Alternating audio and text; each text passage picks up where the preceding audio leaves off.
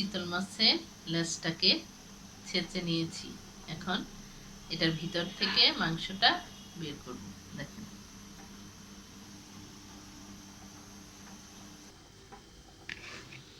আমি এখানে মাছটার মধ্যে দিয়েছি পেঁয়াজ পাতা, ধনিয়া পাতা। এখানে দিয়ে দিব একটু আদা, রসুন, পেঁয়াজ বাটা। এখানে দিয়ে দিব একটু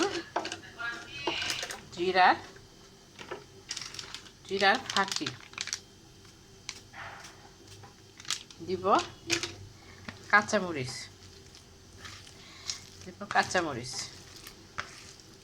এটা দিয়ে ভালো করে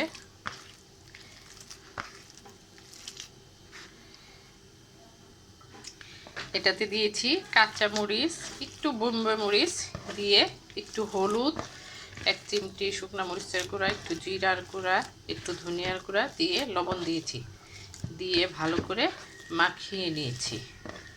এখন এটাকে এই যে আমার চিতল মাছের যে লেজটা, এই লেজটাতে দিব। এখানে দিব, দেখেন এইভাবে দিব। এই মাছটাতে, এই চিতল মাছের লেজে দিব।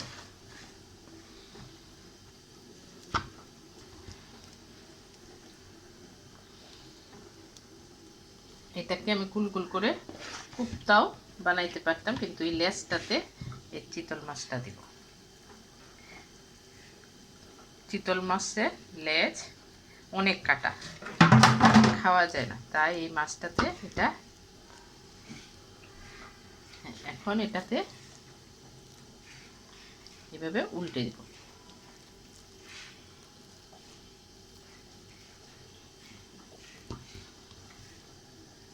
দেখেন,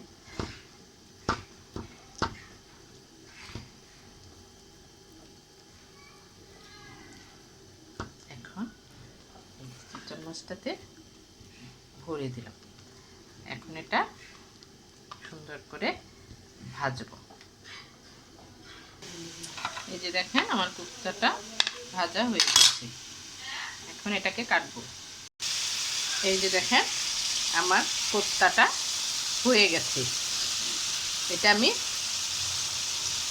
একটু মশলা টশলা দিয়ে কষিয়ে নিয়েছি।